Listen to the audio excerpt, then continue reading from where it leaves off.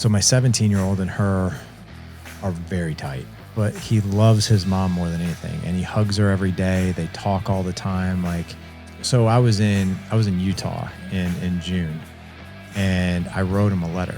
They've got this super tight relationship, and like, I'm on the sidelines. Like, I don't really feel like I have nearly the connection with this kid. He's like, I go to mom for like affection, you know, warmth, but I go to you for life advice.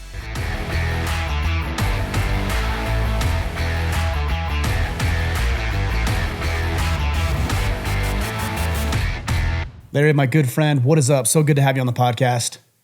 What's up, Ryan? Good to be back, man. Thank you for having me. How's the knee that I basically broke you? So are you recovering? Shit. I just want to lead it off like that. This is how we're starting. Well, I worked legs for the first time in almost 4 months yesterday. Did you really? But I did it with no weight. I can't do weight yet. So just some air squats and some lunges, or what?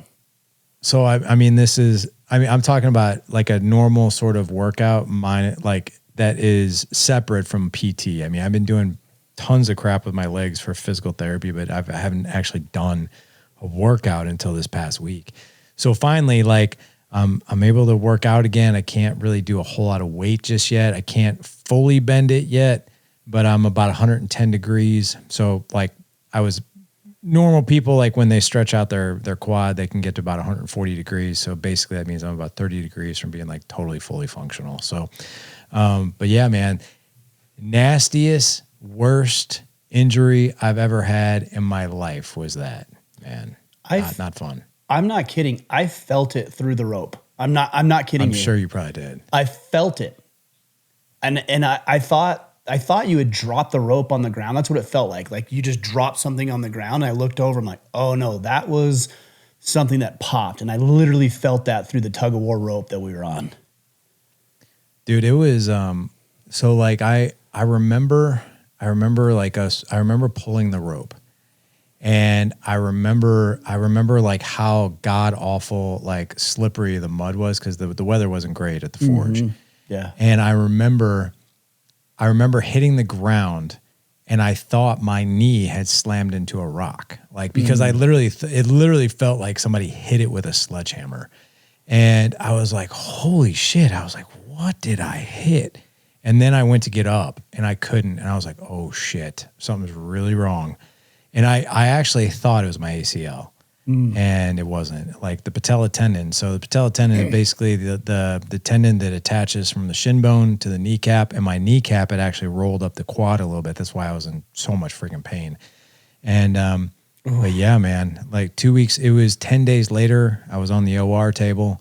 They repaired it. They had to fillet me open. So I've got like a nice, like 8-inch, like incision, fillet it open. They had to like anchor like 3 screws into my kneecap to get this thing back anchored. I mean, dude, this was like no joke, like not a fun surgery and not a fun rehab at all. It has sucked. Well, a couple of benefits that come from this. This is the first thing that you can say is your scar is 8 inches. Anything below your waist, this is the first thing you can say is 8 inches. So there is that. I finally have bragging rights. That's right, man. That's right. I'm 8 inches below the waist. No, it's my knee. Oh, well, good. I'm glad you're on the mend, man. I remember, I thought, for those who don't know, we did this combined event called The Forge just outside of St. Louis earlier in the year. And man, what an honor for me, to be honest. I want to brag on this a little bit. We've been friends for 10 years. I'd have to look back and see when we did our first podcast, but the fact that we 10 years later did an event together. I mean, how many people can say that? We're in very similar spaces. We work and talk with a lot of the same guys, and we decided to collectively come together and put together this incredible event. And it was a success up until the last hour of the event. But man, I cannot wait for next year for this thing. I can't either. And let's be real. It was a success. It just, at the very end, it wasn't the happiest ending for me personally. So yeah. But like I said, everything happens for a reason, and it's really, really allowed me to slow down a little bit and get some things done, like even in my organization that I really needed to get done, that quite frankly, I had too many other things going on. But this really, it just helped me kind of sit down and get some things done, which has been good. Yeah, for sure. Well, how does that tie into the book? I mean, at the point, because you've got a new book out, The Pursuit of Legendary Fatherhood. How did that tie in with the release of the book? Like, did that help things? Did that hurt things? Because this thing's coming out in a couple of weeks, and obviously it's going to be a huge success because there are so many men who are interested in becoming better fathers. Yeah, so it definitely helped me focus on it more. So I knew that I was going to launch the book sometime this year. I had actually, truth be told, I wrote this book a couple of years ago, and it has been done for a really long time. And but I've added to, this past year I added to it because there's more things that need to be added to it after a couple of years. But this was the book that I was actually with a publisher. It was back a few years ago, and this book was supposed to release in September of 2023. And it ended up not releasing because the publisher I was going to go with went bankrupt. Whoa. And yeah, so like 6 weeks from launch, I mean, literally the cover was done, the whole book was done, everything was done. And one of my previous podcast guests had also gone through this publisher, and he's like, "Hey man," he's like, "Did you get the email?" And I'm like, "What are you talking about?" And long story short, found out they were going bankrupt. And I was like, "Okay, well, what do I do now?" And so I got with the CEO, and the CEO was like, "Hey, I can just sign the book back over to you. We're going out of business, and I'll sign the rights back over to you." I was like, "Okay, great, I'll take that." So I hired an agent, and I gave her the book. She's been in the field for 40 years, so she's kind of like my mom in a way. Like, she's in her 60s, sweet lady. And so I gave her the book, and she worked for Simon & Schuster. She worked for Random House. So she's been in this game for a long time. And so I sent her the book, and she's like, "I love this book." She goes, "I can get you a book deal." So she started shopping publishers. Morehouse Publishing answered the call. And then that's when they laid it on me. They're like, we love the book. We actually want you to write another book first. And I'm like, what are you talking about? And that's when they said, "We want you to write the book Spirit of Fatherhood." So I wrote that one. And then they said, we'll look at Pursuit of Legendary Fatherhood after that. And then the deal was, in my contract, was that I could not release Pursuit of Legendary Fatherhood for another year, so I knew it was going to be sometime this year. I just didn't know when. But yeah, to answer your question, the knee injury, I was like, well, I'm sitting down, so I could really, really focus on a solid book launch. So that's what I've been doing. Yeah, I mean, that's awesome. That actually ties in really nicely with the first premise of your book, which is the concept of the drift. I see so many men use things that come up that we would generally consider negatives or setbacks or failures or trials and obstacles, and we would use that in a way to self-destruct or as an excuse to not do as much as we could. Do you feel like that's what men are dealing with when they deal with the drift, as you talk about in your book, or is it something more subtle and sinister than just setbacks and failures? I think it's B. I really think it's B. So I think you'll appreciate this story. You've interviewed Gary John Bishop. I've interviewed Gary John Bishop, and I remember Gary John Bishop coming on the podcast, and he was talking about this concept of interrupt the drift. And I was like, do you remember him, by the way, saying that ever? Like back in the day, he always used to say that. I don't remember him saying. I mean, I know Gary John Bishop, and I still follow him closely. He's got some incredible stuff, but I don't remember that term specifically. I mean, this goes back this is like 7 years ago, but I remember his big thing back then was interrupt the drift. And I remember having him on the podcast. I was like, "What's the drift?" And then he kind of explained it to me in his terms. And then I really took that and I was like, well, what is the drift then for dads? So I'll explain what the drift is. And most podcasts that I've been on have really, they've wanted me to talk about this in particular. So when I first started doing this work, and by the way, the mentor that I'll be talking about, I started working with a mentor, Aaron Walker. You know who Aaron Walker is, right? I do, yeah. And so Aaron was like, hey, if you're really going to be effective in speaking to dads, you need an avatar. And I'm like, well, I am the avatar. I have all these issues. I have all these problems. Right. Like, I'm the one who's trying to help me. He's like, yeah, but you really need to paint the picture of somebody else that you're speaking to. Like when you're on the podcast or when you're writing a book or writing a blog, you need to be speaking to someone. And I was like, okay. So he really helped me with this.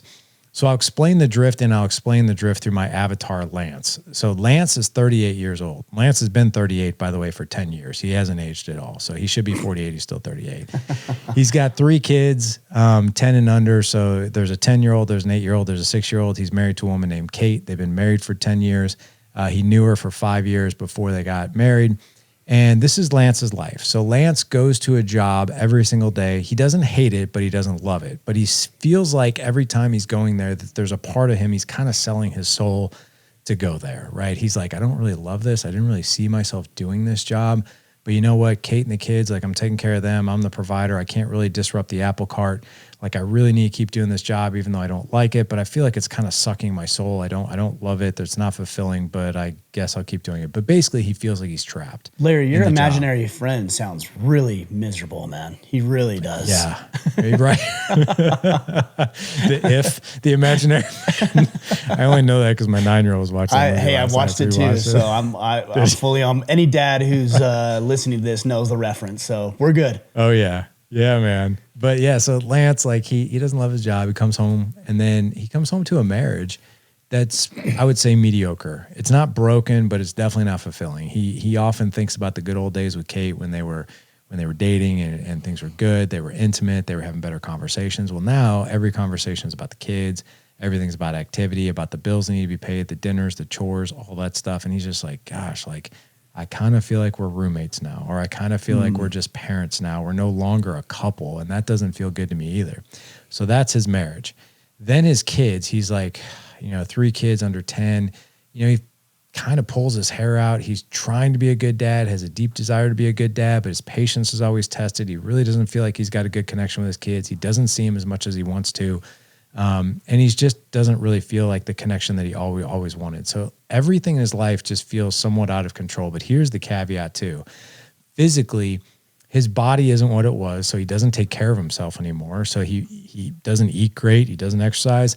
That gets to him as well. And in his mind, he's like, well, I shouldn't take care of myself anymore. I've got these people to take care of, so it's selfish for me to do that.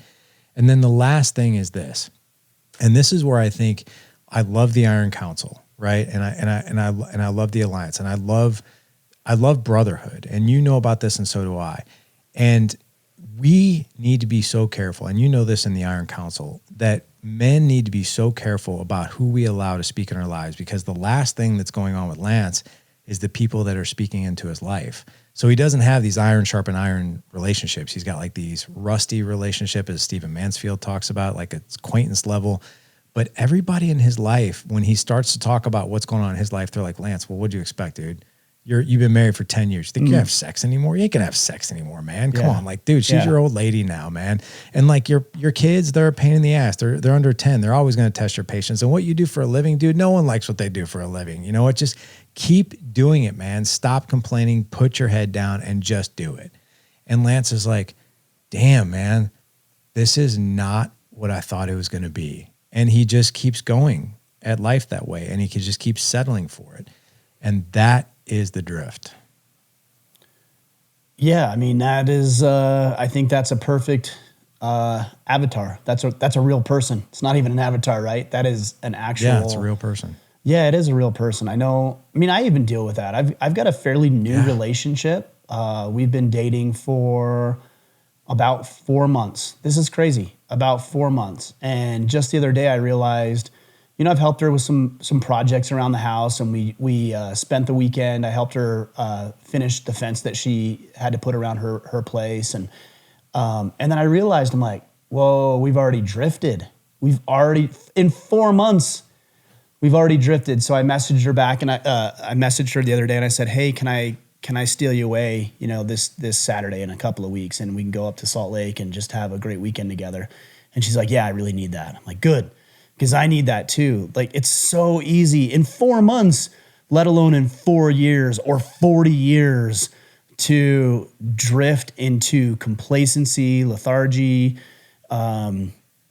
just mediocrity. It's rough, man. And I think a lot of guys have found themselves in that position. Yeah, it's that wash, rinse, repeat. And when I love how you actually talked about it and how you described it. you're like, is it slow and is it subtle and is it sinister? Yeah, it usually is. There isn't anything usually on fire until it is. And you know as well as I do that if a man stays in the drift that long, because the whole time their energy, pays for it, our relationships pay for it, our health, our mental health pays for it. And then this is where I think, guys, this is where we wake up. And that's when she looks over at you. And my wife did this to me years ago, and she was just like, yeah, I don't know if I really signed up for this. And I'm like, wait, what? And this is like right when I started Dad Edge, right, maybe even right after, where she had enough, and I think a lot of women out there too. And here's the other thing too, guys who are in the drift, they've had enough. They don't want to be in it anymore either. So like, I think but the biggest gap I think is guys don't know exactly how to get out of it. Well, okay, so I have a couple paths I want to take. So option A is how do guys get out of it, and we'll talk about that. But as you were talking about your wife, let's be honest, women drift too. And I think it's fair that we have this conversation. So as the patriarch and leader of your home as a man, I think it's important to acknowledge when your spouse might be drifting. And also, so path B on this conversation is how do you inspire your wife to get out of the drift as well? Because that's a real thing. And I know a lot of guys message me and they're like, hey, my wife isn't as motivated or ambitious as she once was and things have changed. So I think it takes two to tango. So let's talk about both. But let's address our aspect first. When a man finally comes to the realization, maybe it is his wife who says, hey, I didn't sign up for this, or I'm not attracted to you, or I'm not in love with you anymore is one thing you often hear. I love you, but I'm not in love with you. That's probably an indicator as well. What can a man do in order to get himself out of that drift? Because he's probably already low energy, low motivation, low enthusiasm for life. So what does he actually do about it? I think every man has, what we would call like the first domino, like the first thing that needs to fall in order for these other things to start happening. And I think every man in his life has something like that. For some guys, I think it might be their faith. It might be like, what, I really need to get back to church. I really need to get back in my Bible. I really need to get around other men in a Bible study. I need to get something secure in my life that's good, right? For some guys, like for 30 plus years, for me, it's been fitness. Like I need fitness in my life because without fitness in my life, quite frankly, a lot of the other things fall apart, right? And for some guys, I would say it's going to work on their marriage. Like that's the first domino for some guys as well, because like for some guys, their marriage has been hurting for so long, or maybe it's even a short amount of time, but their marriage is the one thing that they want to try to repair. And I agree with you. It takes two to tango. It's not just on the guy. At the same time, like if a guy can get his arms wrapped around that one and get that thing moving in the right direction, usually a man who's got his marriage put together, he might be a more patient father because his marriage is put together, right? A guy who is maybe focusing on his faith might have a better mindset for being a dad and being a husband, right? A guy who's working on his fitness might have a little bit more reserves in the tank and more resiliency to handle the other things in his life as well. But I think it's identifying one area that's going to be something that's going to get you going. Do you feel like, so as you were saying this, I'm just running it through my own lens and filter. For me, I would probably say it's novelty more than any of what you suggested. Like if I can create something new and exciting in my life, I feel as if that might give me the jumpstart I need to find some vigor and excitement about other aspects of my life. Have you found that to be true? Yeah, I mean, it could be something new that's exciting, or it might be something that a guy has just been completely away from that he used to love, that he just hasn't done for a very long time. Yeah. Do you find that most guys have to force themselves into it, or how does that first aspect work? Because there's the whole concept of discipline is better than motivation, and motivation is inferior to having systems, as James Clear might say. There's different schools of thought when it comes to this. There's willpower, there's discipline, there's motivation, there's systems. Where does a guy tap into? I think a guy needs a system for sure, because otherwise I think if we don't have a system, then we're just, we're just a victim of our own vices and our own feelings, quite frankly. I think a man also needs the right people around him because, like, if you take a look at Lance's life and the people that were speaking into it, right? And he's like, and they're basically telling him, like, dude, your life is fine. Like, just keep going, right? It's not that big of a deal. And Lance is like, no, this is not the life that I signed up for. This is not the life that I want. So I think it's also surrounding him with the right people. But to answer your question very specifically, I think it completely and totally depends on the person. So both you and I have communities, but one of the things that I've done over the past few years is work one-on-one with people as well. And I love working one-on-one with people. And one thing I have found by working with one-on-one with people is each person has individual needs and differences that are going on in their life. Like, so for instance, right now, I have a guy right now, one of my one-on-one clients, like, I don't have to motivate him to do a thing. Like, this guy will go through I just tell him, like, this is what you need to go do. He will go through a brick wall, right? So no problem with motivation or consistency. He just is like, just tell me what direction I need to go and what I need to do. That's it. Then I have another guy who consistency is his killer. Absolutely his killer. Like, he's one of my one-on-one clients. He's one of those guys that I have to check in on, that I tend to chase a little bit for his accountability. This other guy that I'm talking about reports to me every day by the end of the day. But this other guy, it's consistency. So I think it just completely depends on the person, what their world looks like, what their personality is like, and what is needed most. Because, man, there's so many different situations and different people. Yeah. With the guy that is so motivated to be consistent, he just needs you to point him in the right direction. How do you help a guy like that? Because when I hear that, I think of the feed a man a fish versus teach a man to fish. And if he always needs you in his life telling him what to do, how is that going to serve him if you're gone, not around, unavailable, etc.? That's a good question, but I think it's also that this guy is wired, and I like the question because there are guys out there that I think are in codependent relationships. In other words, I can't succeed without you. Right. And I think that is super dangerous. If you are a person listening to this podcast and you're like, I can't succeed unless this person are in my life, that's going to be a problem. However, I think what I'm really hitting on with this particular individual is how coachable he is, right? Because, and I'll give you an example of this. So right now, like, I decided since I got hurt, since you broke me in half when we were doing tug of war, I decided, I was like, you know what? It's been years since I've hired a personal trainer, like years. Like, I can't remember the last time it was probably 2017. And I was like, you know what? I was like, at this time in my life, I really, really want to get my fitness to a certain level despite what's going on with rehabbing my knee. So I'm going to hire a trainer to kick my ass. But here's the thing. I told this trainer, I was like, I only need to work with you for 2 months. I just need you to remind me form. I need you to show me a few new things. I need to just kind of get reinvigorated, and then I'm off on my own again. Like, and I think that type of approach or that type of perspective, I think, is a good one to have when you work with a coach, because if I'm codependent on, like, my success resides on this trainer, man, I'm in trouble. And I think that really is a message for guys out there, that if you're leaning too much on that codependency for your coach or your trainer or whoever else, like, I can't be successful without them. They're just your guide. They're the ones who are showing you the direction, but they're not going to be with you forever. Right. Yeah, that makes sense. Yeah. So on the flip side is the guy that deals with consistency issues. How do you coach a guy like that to be consistent? Because he probably is a personality who, and I just want men to look at themselves through the lens that you're explaining right now. Are you a guy that just needs a little direction? Because you can always find direction, just hire a coach, right? Or are you a guy who needs a little kick in the pants because you're inconsistent? So I'm just hoping men hear this and they're looking at the lens in which they operate.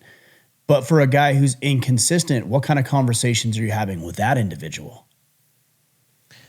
I think it's really understanding. So, like, I'll give you an example of this particular individual that I'm talking about.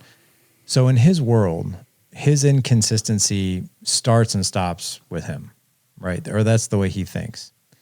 we started working together, and I'll tell you, this guy's marriage is not good. His wife is constantly complaining about, she's like, you're all in and then you're not, and then you're all in and then you're not, and then you're all in and then you're not. Like, this has been this guy's life story, you know, that he will do something for a short amount of time and then revert back to where he was. And his wife is repelled by it. She's repulsed by it. And that's because women need safety, they need consistency, and they need certainty. Right. So if a man is, so like for this individual, he's not showing up for her, right? He's not even showing up for himself, which actually impacts her.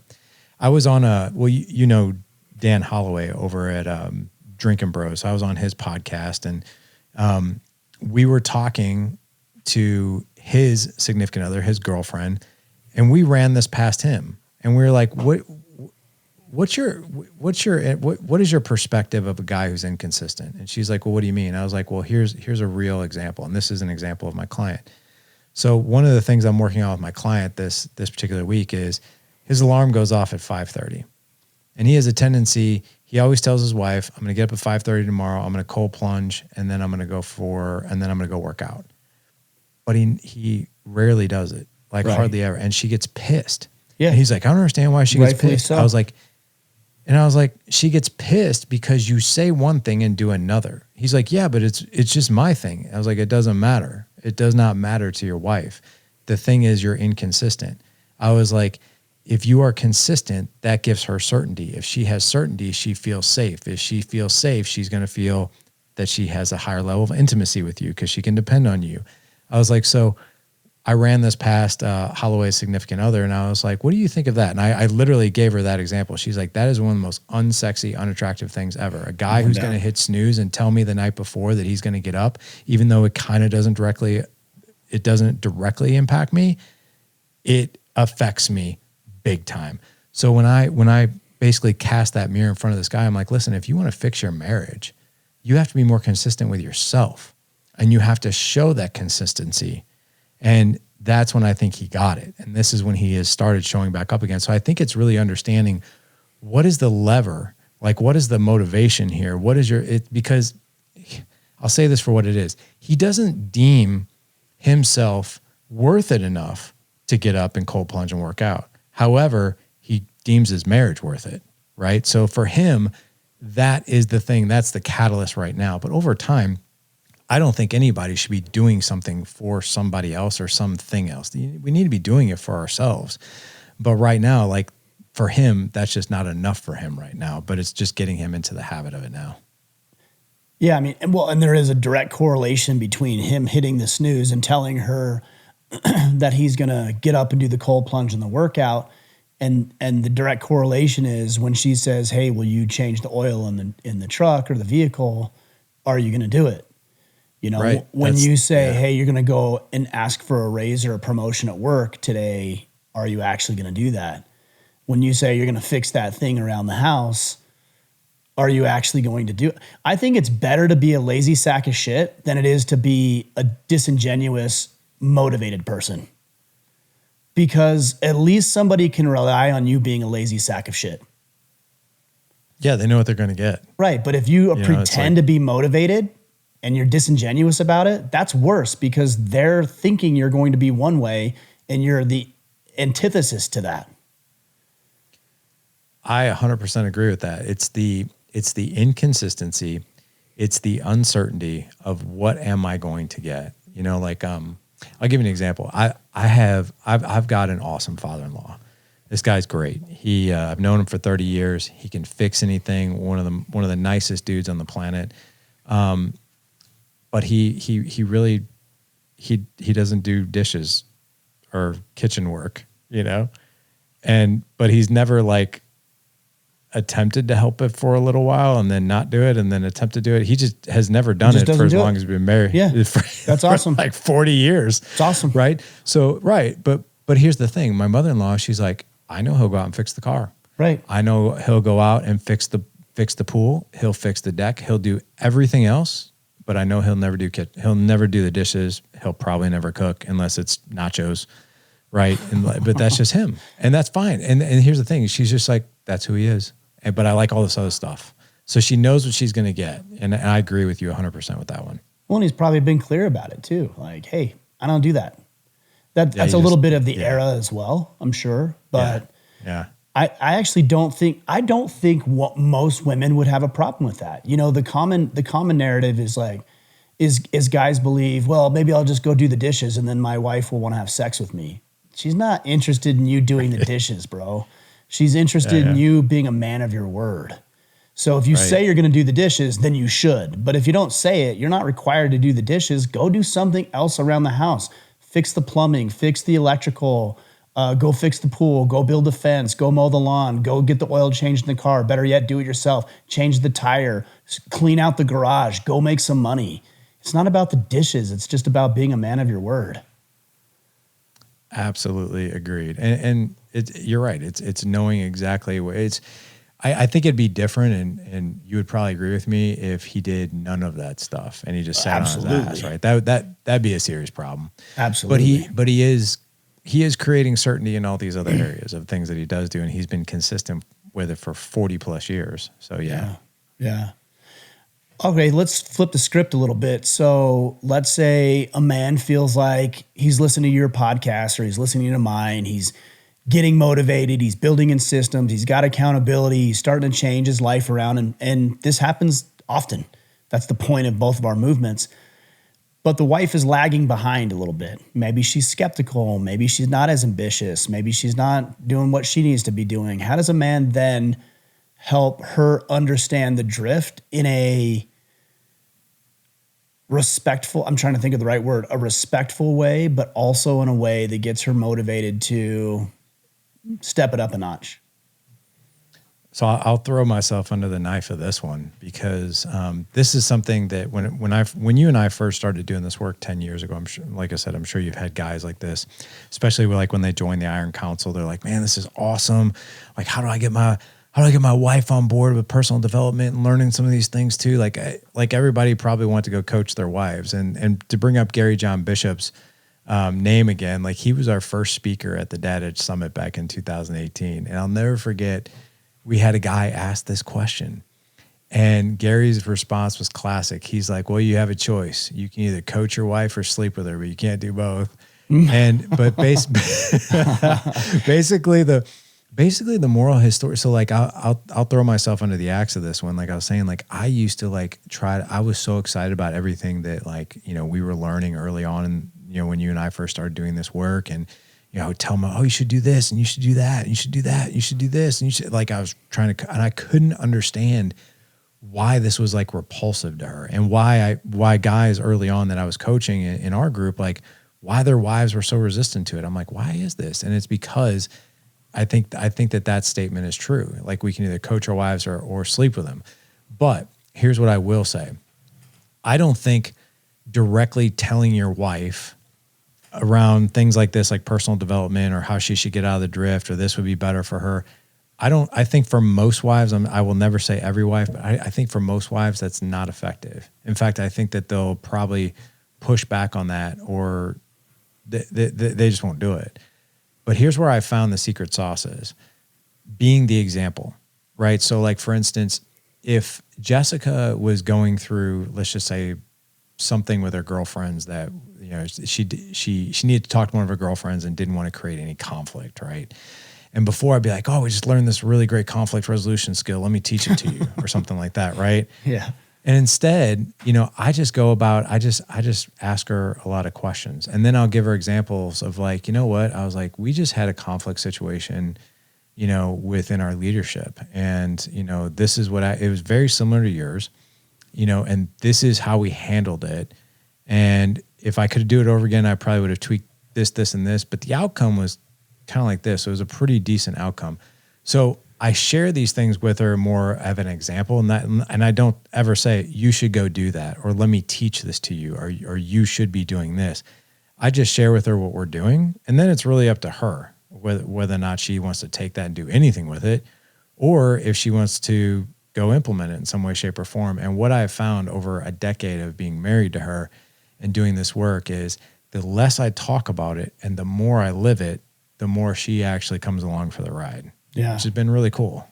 Well, that's what they want, right? The integrity aspect. I think there's a couple of things that have been helpful for me, if you don't mind. I mean, I could share. No, I think please. the Yeah. things that have been cultivating her own journey, because self-development for a woman looks a whole lot different than self-development for a man. Like men could be like, here's the 10 things I need to do to implement a morning routine. And a woman might be, I just want to learn how to cook dinner better. Or I just want to learn how to start doing beekeeping or grow a garden. These other things where a guy's like, what? No, like, here's 10 ways to communicate more effectively. And she's like, I just want to go grow tomatoes and cucumbers. And we discount it. We're like, well, that's not good. But it just let her go grow the tomatoes, man. Like, buy her a book about how to grow great tomatoes, and then she can make you a BLT and everybody will be happy. So cultivating her journey as opposed to yours. And then the other one is just encouraging the positive. When she does something you like, maybe she makes a delicious meal and it's been a little while since she cooked you dinner, but then she makes you a killer meal and you just say, you know what? I love when you make this food. This food is amazing. She's going to be way more tempted to make you another meal tomorrow night or the next night. Or if she comes out and she looks like a knockout in those new pair of jeans, and maybe she's used to wearing sweats after the day because it's been a long day, and she has her hair pulled up in a messy bun and she's got sweats on. But then one night she comes out in those jeans and you say to her, oh my gosh, your ass looks amazing. Or you look so good. Like, I love those jeans, but I'd love to get them off of you, or whatever. Like, she's going to be way more tempted to wear those jeans the next day than the sweats that she's been wearing for the last 3 months. I think just encouraging, that's just human nature, just encouraging what you want. Yeah. Praise for good behavior, and it'll probably be repeated. Yeah. Yeah. It's tough, man. Those are gold. It's tough to find ways to motivate and inspire each other, because we as partners want the best versions of ourselves. But let's shift gears here a little bit, because now I want to bring kids into the mix. If it was just you and Jessica or me and my girlfriend, or any man who's listening to this and his significant other, I think we'd all feel like life's pretty easy and good. But then you bring kids into the mix, and I love them, but it adds a whole new dynamic to the equation. Oh, 1,000%, man. Yeah. I mean, that will, the kid aspect, I mean, like, this is where we talk about, when you're married, you have a kid, suddenly the marriage seems to slide on the back burner, and now we're parents. And this what happened to Lance, right? It's like his marriage got slid on the back burner and then felt like a roommate situation. So yeah, it could be really disruptive. Yeah. How do you find, I'm going to just speak through my own lens. My kids are getting older. My oldest is a senior this year. My youngest is 9. And so they're getting older. And when they get older, they start to develop their own little personalities. There's a lot more independence that they're looking for. There's a lot more rebelliousness in their voices and in their demeanor and what they do. How do you then, this is really broad in general, motivate your children, especially when you find that they're deviating from the path you think would be best for them? So I think this is a good one, and this is very, very timely. So you and I have kids right around the same age. So my oldest just graduated from high school, and then my youngest is 9, just like yours. And I would say for the 9 and the 11-year-old, and I would even remember back when, the older brothers who are 19 and 17 now were the same. I will tell you that, while my kids have been in school, and I can speak to I can speak to all of them right now. While they were in school, and they're all in school, 3 out of 4 of them are still in school, there was definitely, I think, a ton of structure. And to be honest, like, luckily they've been really great kids. Like, so we haven't had to do a ton of steering, but I would definitely say we've had to do a lot of correction, right? For my 17-year-old, when he was 11 and 12, there was like a year where there was a lot of correction and there was a lot of steering the ship back. And just right now, truth be told, I would say it's funny, man. My oldest, who's graduated high school, he's now in EMT school. He's now looking for a job. His entire friend group, his entire tribe just completely dispersed and went off to college.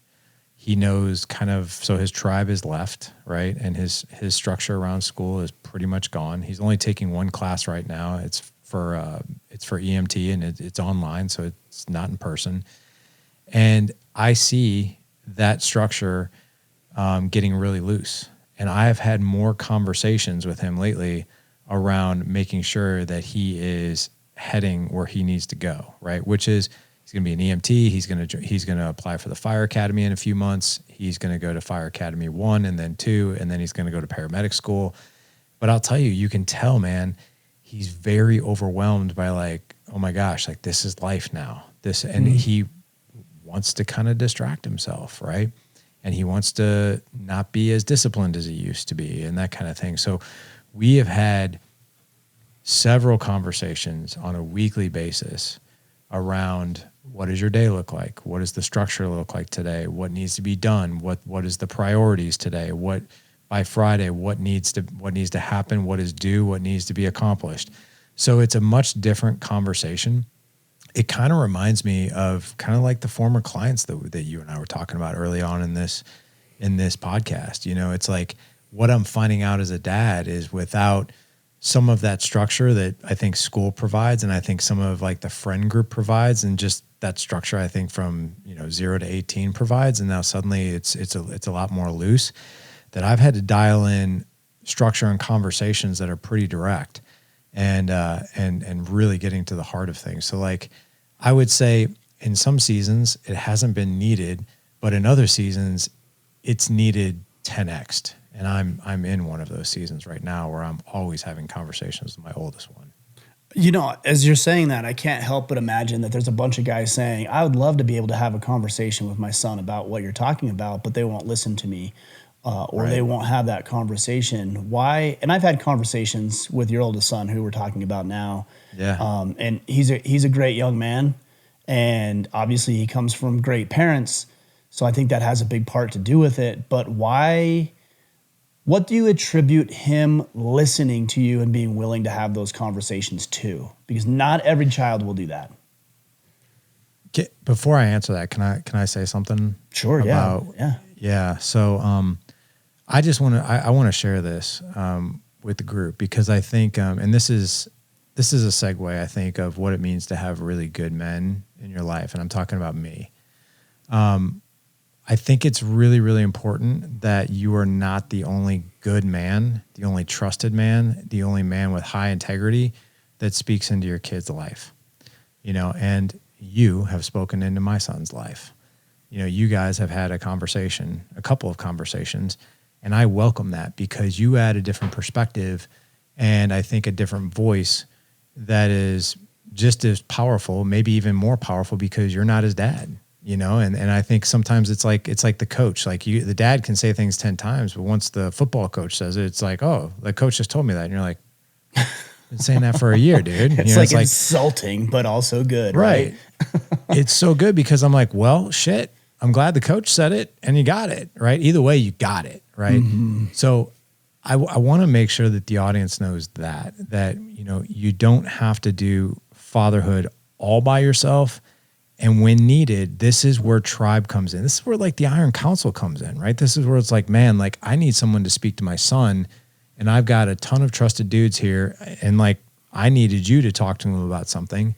You did, and it worked out great. So like I think number one, that is really, really important. So I know I didn't answer the question right off the bat, but I think that's really important. And I just want to tell you, I thank you for that. And I appreciate you being that friend to me and that friend to him. So thanks. Of course. Yeah, of course.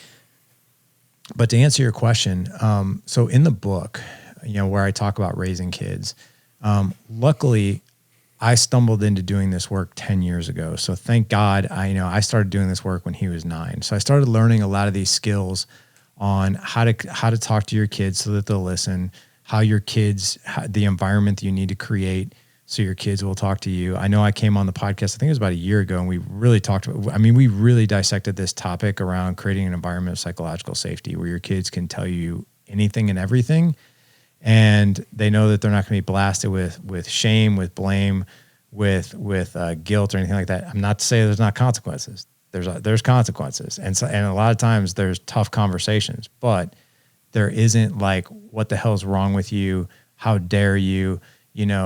Stuff like that. So I think knowing how to create an environment of psychological safety over time is really, really important. But I also think, here's what I've learned. When it comes to talking to my son, what I have found, and I've been doing this for years, is I do a lot less telling and I do a lot more asking. So I ask a lot of questions, but I ask questions in a way where he doesn't feel interrogated. He doesn't feel like he's being put to the fire. It's a conversation around curiosity, right? So some of these topics that we're talking about, and one of the topics that you talked to him about, right?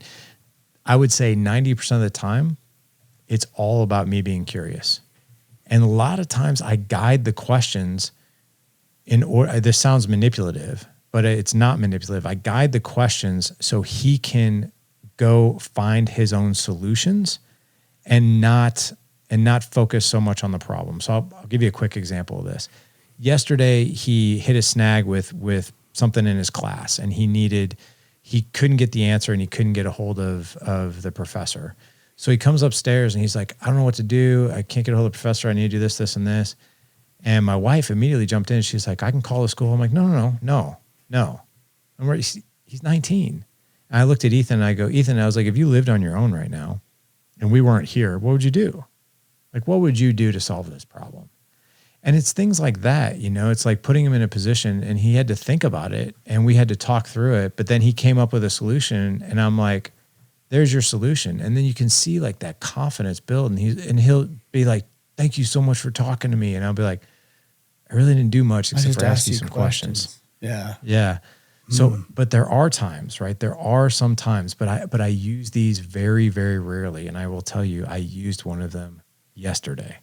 So yesterday I saw a few things, throughout the week that were kind of concerning me, where I had to be on him about a few things. I took him I took him to go get a coffee in the morning, and I kind of laid into him. I was just like, hey man, this is what I'm seeing. I'm seeing this, I'm seeing this, I'm seeing this. You told me that you want this, this, this, and this. And like, and I could tell it was really uncomfortable for him. But I would say the conversations that I normally have with them, to answer your question, 90% of the time I go with questions, and I go with questions to get him thinking about what he's going to do versus me telling him what to do. And then there are sometimes I would say like the 10% where I'm like, you know what? I kind of need to get your face a little bit on this one, because you're not listening and it's not working, and you keep doing the same thing, or you're not doing the things you need to be doing. And those tend to be really effective because I pull those out only when I need them. I mean, I think that's powerful. I think about it in the context of even public speaking, where you see people who will ask questions or come on without any credibility, and they'll assert themselves, and you can see people are just not resonating. It's like, you haven't earned the right to be able to give me advice at this point. And I think by asking questions without any judgment, it gives you some of that trust and credibility with your children.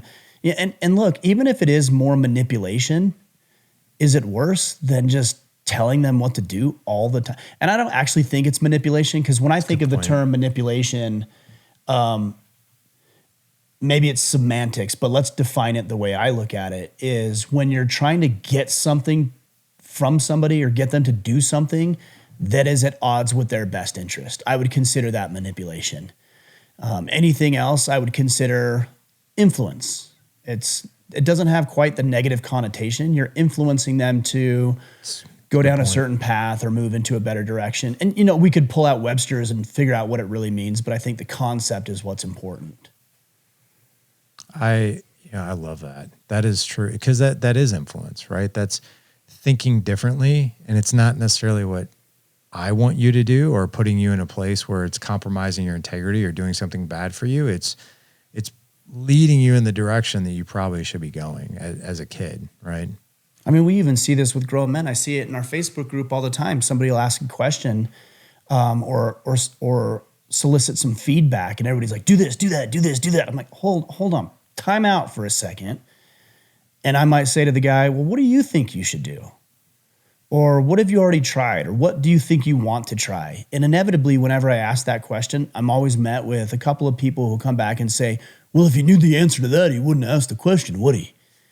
I'm like, bro, we're just trying to get people to do some thought exercises here. Like, be your own rescue. Like, solve your own problems. Spend some time thinking about things for just a little bit and brainstorm what you might do, or what might work, or what would happen if you did this versus what would happen if you did that. And man, I honestly believe if you let kids come to their own conclusions, not only are they going to come up with really good answers, they're going to come up with answers that they're bought into. Because if I tell my son, "Hey, do this, don't do that, go to this school, follow this pursuit, date this girl, don't date that girl," he's not going to buy into any of that. But if he comes up with the answers, he's bought into those things. And there it is. That is it right there. I mean, that's why I love to ask questions. It's because, I can't even tell you, man, how many times I have asked questions because I wanted to guide my kid to a solution that I was thinking of. And then they came up with a solution that was way better than what I was ever thinking. Mm. And you're just like surprised by it. Like that even happened to my 11-year-old. Like a couple of weeks ago, he had to do some assignment, and he wasn't exactly sure how he was going to get it done. And I was like, "Oh, he could do this, and do this, and get it done." And then through a series of questions, he actually came up with an idea, and I was like, "That is way better than I thought." So, yeah, I mean, a lot of times they'll shock you, and they'll come up with better ideas than what we had. Yeah, I had a guy in our Iron Council the other day reach out, and he was upset about some things that were taking place. And I said, "This is going to be fine. First, let me know. Let me let you know this is going to be fine. Everything's going to be taken care of. It's not going to be a big deal. We're going to get it figured out." He's like, "I don't know. I don't see how." I'm like, "I don't either right now. But trust me, it's going to be fine. It's going to be Let's all right. go to the drawing board. Let's create some solutions. Let's take a step back, look at it from a different angle."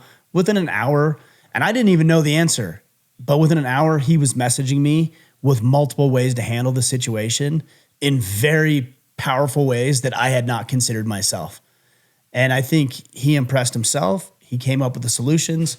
Everything got resolved, and here we are driving on. But man, it's amazing how quickly we want to rush in and rescue everybody and play the superhero. I think it's arrogance, it's ego. It's how can I fix this versus let other people fix their own problems. And here's the crazy thing too. You're right. We do that. And I think we do that because we were like, well, I want to be the one to like help them. Like if you're a dad, you're like, I want to be the one to help them. I want to give them that advice, and they take it and run with it. But the funny thing is that if you ask them questions and they come up with it, they'll look at you and be like, "Thank you so much for talking to me." And you're sitting there like, "I didn't really do anything. Like you solved this. I asked you a few questions. You did this." Right. But they still give like, the accolades some way to the person who guided them through the process, even though they're the ones who came up with the solution. And all the while, sometimes we're sitting there thinking like, "Dude, you came up with a way better solution than what I was even thinking. So you're ahead of the game." Well, it's like that adage, people will never remember what you said, but they'll always remember how you made them feel. Yep. Yeah. And if you empower them, they're going to feel good about that relationship. So true. How do you think some of these concepts change when it comes to single fatherhood? There's a lot of guys out there, myself included, who have gone through a divorce and have children, and maybe the mom's on the same page, maybe she's on a completely different page. How do you see this changing when it comes to a man who's trying to raise kids on his own, or potentially at odds with his ex-wife, the mother of his children? This is a question that unfortunately I can't answer from direct experience, right? That's not unfortunate. That's actually a fortunate thing. I just want to be clear about that. Very true. Very true. But, first of all, I think you need to probably just settle in and be okay with the reality of you and their mom probably won't see eye to eye on everything. And that's really quite okay, right? It's really just being able to, well, where can I speak in to my son and daughter? Like, where do we have common ground? Like, where can I, create more of a deep relationship with them, right? And maybe it's not necessarily aligning everything that they align with their mom, but what do you align with them on, right? And it's really getting clear on that versus, it's like, because it's like in a situation like that, it can be complicated, it can be confusing. And alignment is something that's a real challenge. But I think one of the most powerful things that a single dad can do or raising kids with, in that type of situation is to find that common ground with that kid and to have their own versus like instead of the family thing or the three of us thing, it's this you and I thing. Mm. Yeah, it's tough. I mean, I'm navigating that on my own currently, trying to figure that out. And it can be a challenge, but I also think obviously it's a worthy challenge. It's one that needs to be taken care of and shouldered, but it can be tough at times when there's two conflicting ideas on one particular subject. I agree with that, especially on one particular subject. I think, but where a dad can probably play a powerful role, and maybe I can explain this through something that happened in our house, even though Jess and I are still together. So my 17-year-old and her are very tight. They're both very similar in personality. He's got a relationship with her that's like, it's like unbreakable. Like, it's funny. He's like this savage monster on the football field, but he loves his mom more than anything. And he hugs her every day. They talk all the time. Like, he's like this giant monster of a kid, but just has this tight relationship with his mom. And I'll be very honest. I was like, so I was in Utah in June, and I had a 5-hour flight, and I wrote him a letter because I thought to myself, I was like, my son only has one more year here, and just to kind of paint the picture, I was like, they've got this super tight relationship, and like I'm on the sidelines, like I don't really feel like I have nearly the connection with this kid that I thought I did. I'm same thing we're talking about today. I'm like, I'm struggling to find common ground with him. And our common ground is fitness. It's anything that has to do with like lifting heavy things or exercising or fishing or hunting and that kind of thing. But really, unless it's like those sort of manly activities, like I don't have that tight bond that he does with his mom. So I wrote him this letter when I was on that flight. And I poured my heart out to the kid, Ryan. I was like, hey, and I didn't compare his mom's relationship to ours, but I basically told him the whole crux of the entire thing of the letter was like, you're here for another year. And man, I want in. Like, I want this super deep connection with you because I only got a year left with you. And then you're 5.5 hours away from this house in college at University of Arkansas. I was like, I'm not going to see you that often. So like I poured my heart out, and at the end of the letter, man, I actually asked him questions. I was like, I just need to know this. Like, and I just need you to be honest with me.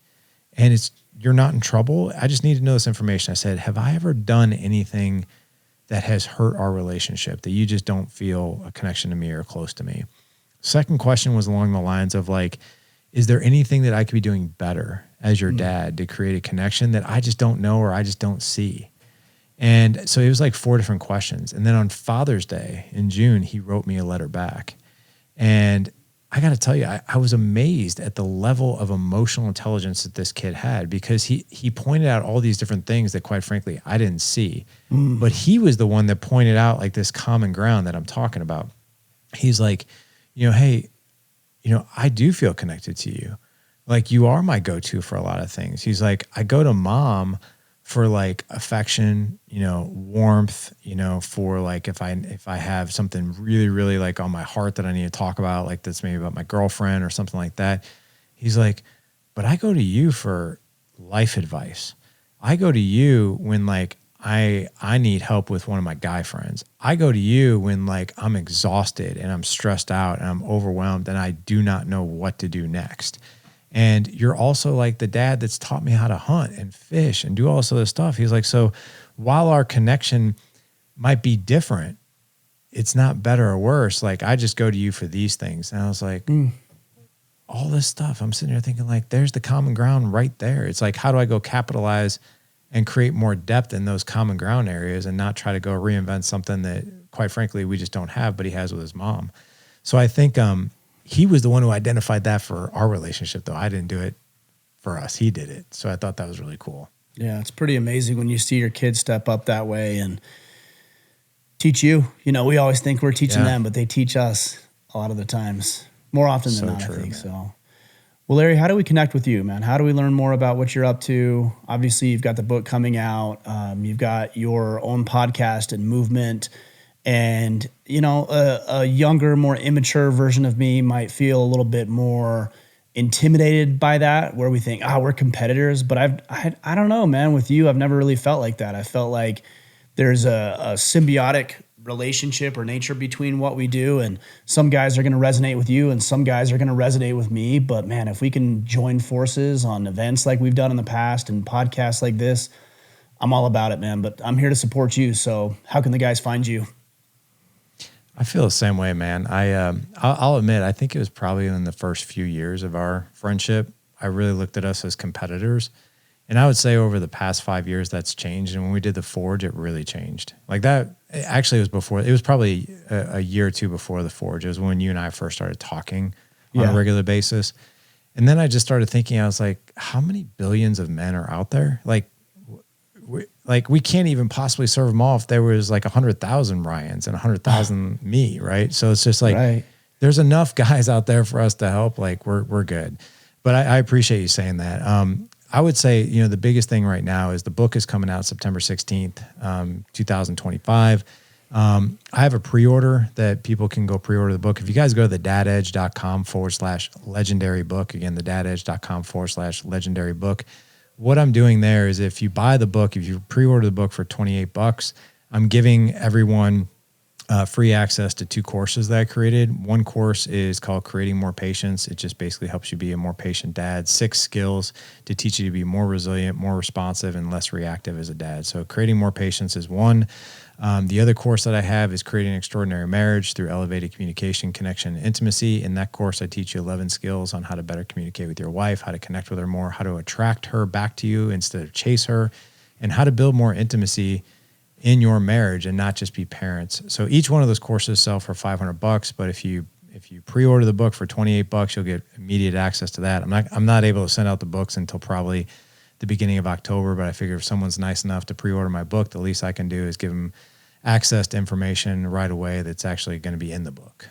Yeah. Yeah. Well, I've gone through your courses. I've seen your programs. I've seen you speak. I've seen what it's all about. And I can attest, guys, if you're listening, that you're going to get some valuable wisdom out of it. Larry, I appreciate you, brother, more than even this podcast on a personal note. Just appreciate our friendship.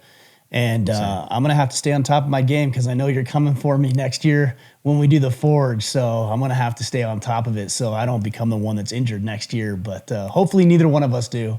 And we'll see how it goes, though. I hear you, man. I am so excited. And like I said, if any of the listeners, I mean, I would love to direct them over to the Men's Forge landing page too, so they can get more information there. Yeah. So yeah, it's open now, right? Yeah, themensforge.com. Yeah. It's open for enrollment, and I think we've probably got 40-50% already enrolled based on what and it's not till next year, so we haven't even promoted it. It's going to sell out, man. I'm excited about it. I am too. Like seriously, you guys. I'll tell you, man. The Forge this past year was my favorite event.